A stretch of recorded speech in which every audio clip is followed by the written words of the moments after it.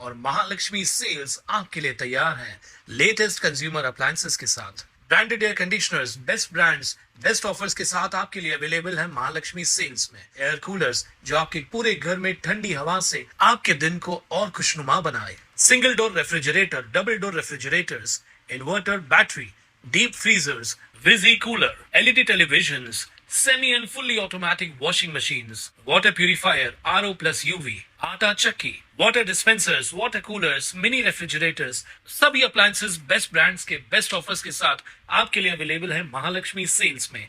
सतत सुरू असलेल्या मुसळधार पावसामुळे बारवी धरणाच्या पाणीसाठ्यात सातत्यानं वाढ होत असून सोमवारी 3 ऑगस्ट रोजी सकाळी 7 वाजेपर्यंत धरणातील पाणीसाठा 89.26% झालाय।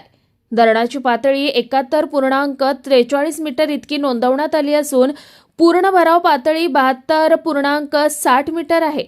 म्हणजेच धरण पूर्ण क्षमतेनं भरण्यासाठी अजून 1.17 मीटर पाण्याची आवश्यकता आहे। बारवी धरण परिसरात गेल्या 24 तासात 170.80 मिलीमीटर सरासरी पावसाची नोंद झाली असून यंदाचा एकूण संचयी पाऊस 2159.20 मिलीमीटर इतका झाला आहे। मागील वर्षी 3 ऑगस्ट पर्यंत 94.95% धरण भरलं होतं। बारवी धरण हे ठाणे जिल्ह्यातील महत्त्वाचं जलस्रोत असून येथून ठाणे, कल्याण, डोंबिवली, भिवंडी, उल्हासनगर, अंबरनाथ, बदलापूर तसेच आसपासच्या औद्योगिक वसाहतींना पिण्याच्या पाण्याचा पुरवठा केला जातो। त्यामुळे धरणातील पाणीसाठ्याकडे या शहरातील लाखो नागरिकांचं लक्ष लागून असतं।